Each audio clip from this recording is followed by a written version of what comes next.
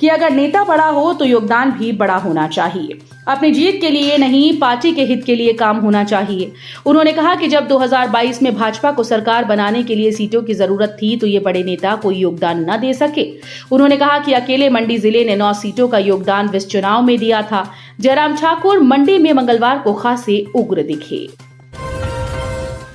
हिमाचल में शिक्षक पढ़ाएंगे प्राकृतिक आपदा का पाठ, सरकारी स्कूल और ITI में होगा स्पेशल विषय। हिमाचल सरकार औद्योगिक प्रशिक्षण संस्थान व पॉलिटेक्निक कॉलेजेस में शिक्षकों को नए विषय को पढ़ाने का प्रशिक्षण दिया जाएगा। तकनीकी शिक्षा विभाग पाठ्यक्रम को तैयार कर रहा है। इसके बाद शिक्षकों के लिए प्रशिक्षण का करिकुलम भी तैयार किया जाएगा। ये पाठ्यक्रम किसी विषय के पाठ के रूप में शामिल नहीं होगा, बल्कि एक अलग विषय के तौर पर इसे पढ़ाया जाएगा।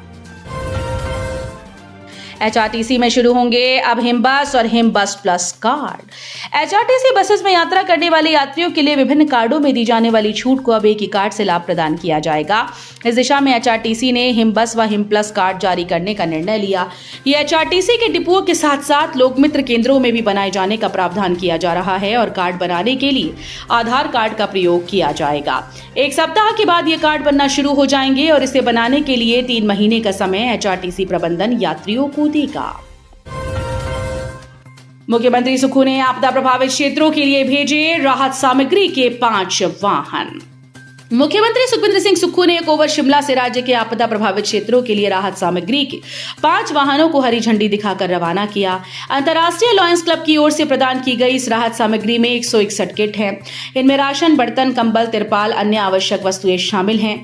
ये सामग्री संबंधित उपमंडल मजिस्ट्रेट के माध्यम से प्रभावित परिवारों को वितरित की जाएगी। मंगलवार को मुख्यमंत्री सुक्खू ने इस मदद के लिए अंतर्राष्ट्रीय लॉयंस क्लब का आभार व्यक्त किया। डिजिलॉकर में मिलेंगे 51 प्रकार के नागरिक प्रमाण पत्र। हिमाचल प्रदेश सरकार के डिजिटल टेक्नोलॉजी और गवर्नेंस विभाग ने डिजिलॉकर पर 51 तरह के नागरिक प्रमाण पत्र उपलब्ध करा दिए। डिजिटल टेक्नोलॉजी और गवर्नेंस विभाग ने राज्य की डिजिटल यात्रा में एक बड़ी उपलब्धि हासिल की। डिजिटल टेक्नोलॉजी और गवर्नेंस विभाग ने हिम परिवार फैमिली कार्ड और हिम सक्सेस व्यक्तिगत पहचान पत्र को डिजिलॉकर प्लेटफॉर्म से इंटीग्रेट किया है। ये पहल डिजिटल इंडिया के व्यापक दृष्टिकोण के अनुरूप सुरक्षित, कुशल और पारदर्शी नागरिक सेवाओं की दिशा में एक महत्वपूर्ण कदम है।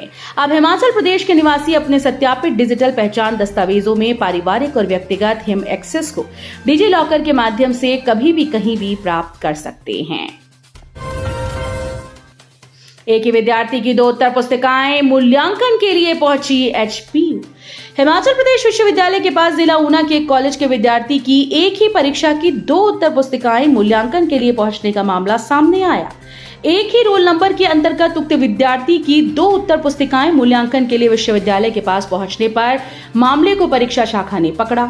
मामला उजागर होने के बाद विश्वविद्यालय प्रशासन ने तुरंत संबंधित कॉलेज प्रशासन से जवाब तलब किया। सूत्रों के मुताबिक मामला MA अंग्रेजी की परीक्षा का है और परीक्षा बीते जून माह में हुई। अब मामला सामने आने के बाद इसकी जांच शुरू हो गई है। JOAIT भर्ती प्रक्रिया को लेकर एक्शन मोड में सरकार, सभी विभागों से मांगा खाली पदों का ब्यौरा।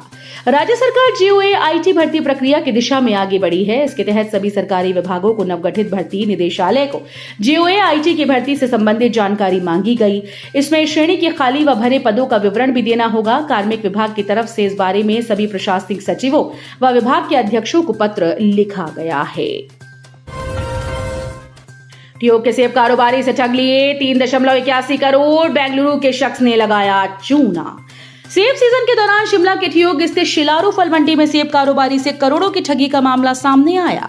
मामले की शिकायत पीड़ित कारोबारी ने पुलिस के पास दर्ज कराई। पुलिस ने सेब कारोबारी की शिकायत पर पुलिस थाना कुमारसैन में मामला दर्ज कर इसकी जांच शुरू कर दी है। तो ये थी आज की फटाफट खबरें। हम मिलेंगे अगले बुलेटिन में, तब तक के लिए धन्यवाद। जय हिंद।